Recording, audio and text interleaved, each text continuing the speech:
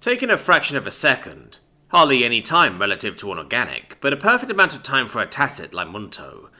Munto compared the specifications of the walking frame's lifting capacity in galactic standard artificial gravity, the apparent mass inertia of the cases, and the relative ease that the alleged Terran rigs picked up both containers, however awkwardly, within Munto. Well, that answers that criteria along with the grip reflex, thought Munto, seeing how reflectively the Terran handled and adjusted their grip as they slowly moved through the apparently narrow corridors to a multi-purpose suite that would be serving as a scanning bay and as a medical bay.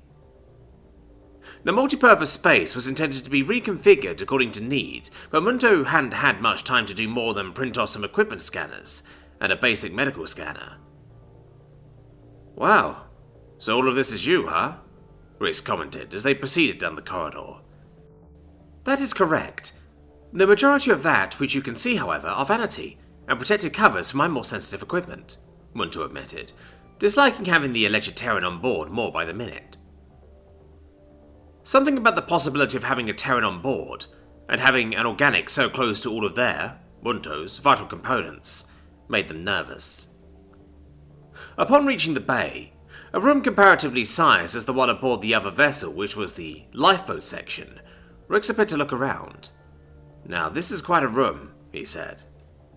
Munto used the walking frame to point to a wall-extruded platform, which was perfect for the walking frame, but not so much for the alleged Terran. Please place the indicated boards on this platform, Munto said. A little low for me, but I can manage, Rix said, smiling a bit. Please allow me to attempt this without your assistance unless I request it. I believe you also mentioned possessing templates for the material construction of these items? Munto was definitely feeling annoyed, but tried to deflect onto something that might distract the Terran, momentarily. Oh, yeah, Rix vocalized, before pulling out a flexible roll of some kind that put Munto in mind of some ultra-primitive tree product, complete with end pieces to assist with rolling it. Rix appeared to touch it in several places, the roll itself being opaque on the side that Munto could see via the walking frame, but could see that it was illustrated on the other side with a rather primitive-looking graphical interface that the alleged Terran was manipulating. I don't suppose you have a protected means of wireless data transfer in here, do you? Rix asked. I mean, if you're not used to guests. Munto considered a moment. It was unlikely that the primitive device would be capable of standard data transfer mechanisms, but there should be some means of talking to it. Rix was correct though, Munto didn't typically have such systems activated in any case, unless in dock for servicing. I believe I can accommodate you, but it will take some time. In the meantime, please place the equipment on the platform, and I can begin the scan of those, Munto said, throwing off a query to the same databases that they had been referencing for information about the Terran Star Confederacy. Rix opened the cases and pulled out some almost disturbing-looking boxes and put them on the platform. So, this is the good one. I had to pull it out of the cargo backup stasis unit. Luckily, the primary is still working, and that is the fried one from out of my power system, Rix said, pointing to the first one and then the other. Understood. Is there a reason you believe these are cross-compatible? Munto asked. Well, yeah. TSC builds all have to be cross-compatible for maximum backup capacity. That way you can have almost everything fail and still have enough online to be able to await rescue. Or capture, as the case may be. Rix chuckled at the end of this. Munto considered this. It did make sense in the context of early pre-galactic civilization, where help could have been months if not years away to have substantial backups, particularly for support systems, allowing the organics, or even a being like themselves, to trim away non-essential systems in order to continue to support themselves until help could arrive. But there was an odd part to that statement. Capture? As in by an opponent? Munto asked. That's right. The core collective and the TSC were at war last I checked, but my info is a little out of date. Ooh, you might know. Who won? Rix asked, sitting down on the floor next to the platform as the walking frame, working under a segment of Munto's attention, collected the scanners from the mass printer, and began to evaluate the equipment the Terran had brought over. The core collective is their name? Munto asked for clarity, before sending a query to the databases. Well, sometimes we just call them the collective, but the TCC was their normal name. Technically it was supposed to be the Terran Core Collective, but that just seemed ridiculous to most of us. Rix chuckled a bit more. Munto considered this for a few moments before sending in the query, and acknowledged a few caustic comments from the tacit network regarding the lack of updates. Munto added the few criteria that had been cleared so far, noting that the organic identifying as Terran was being cooperative so far. So, what's it like being tact, was it? Tacit, and it simply is. How would you respond to being asked what it is like being a Terran? Munto responded, almost on the edge of a retort, but softening it slightly with understanding that this being likely had no idea how rude he was being. Oh, that's easy.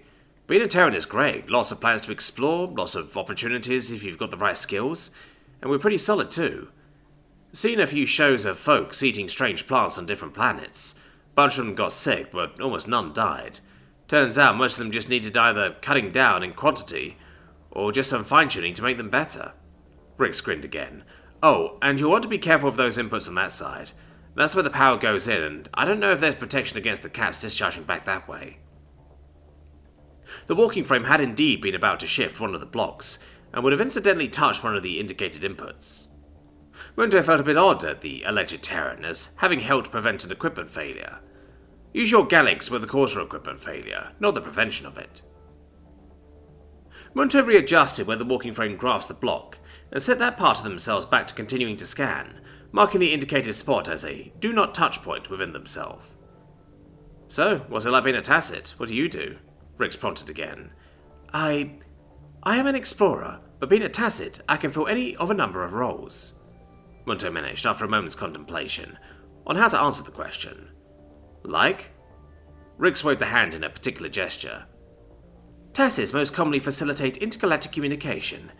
Few species are capable of communicating outside of a limited number of other species, and so tacids are able to provide translation services between disparate species, Munto answered rather flatly.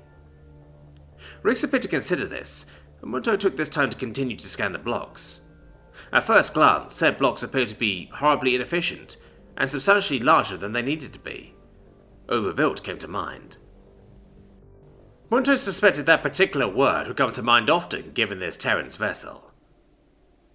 The simple fact of what the blocks were was that they were basic trinary devices. Pre-quantum systems and a dead-end technologically speaking.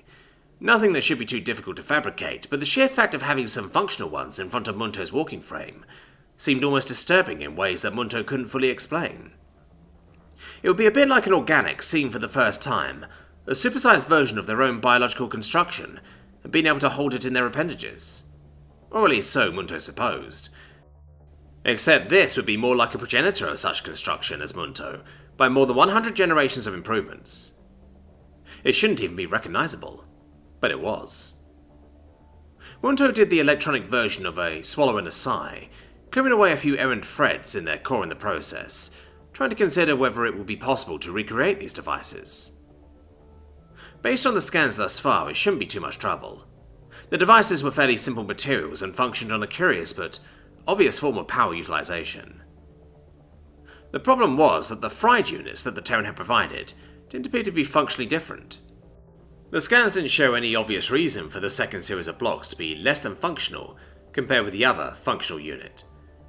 Are you certain that both of these are functional? Munto asked. What do you mean?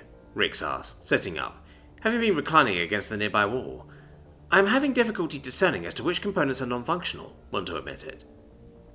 Rix looked over at the table and then back at the walking frame. You're kidding, right? Rix looked incredulous if Munto was judging their expression correctly. I am not creating a scenario for hilarious juxtaposition if that is what you mean, Munto said. Rix half closed their eyes and the whites could be seen to rotate somewhat. Okay, I guess I had to ask them, what kind of scanning are you doing? Rix asked. Standard atomic grey scanning with functional positioning. Munto seemed almost offended at the question.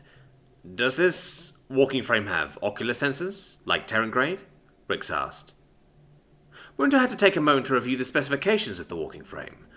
The truth actually surprised Munto. No, it does not, Munto admitted, continuing to review the differences between what the TSC considered Terran grade ocular sensors and the auto-fabricated ocular sensors that the walking frame possessed. Once again, the word overbuilt came to Munto's consciousness. I can see the difference between the two, and I'm just a seat jockey. I'd hope you could at least manage something similar, Rick said, seemingly annoyed.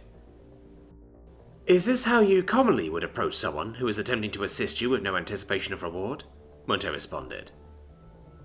Rick seemed to be taken aback for a moment, micro-expressions crossing their face in rapid succession. No, I'm sorry.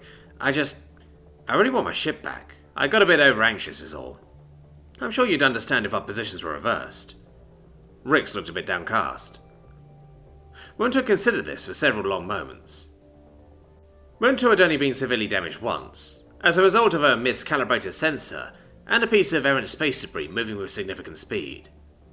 Munto hadn't been too affected, but it had been of major concern at the time.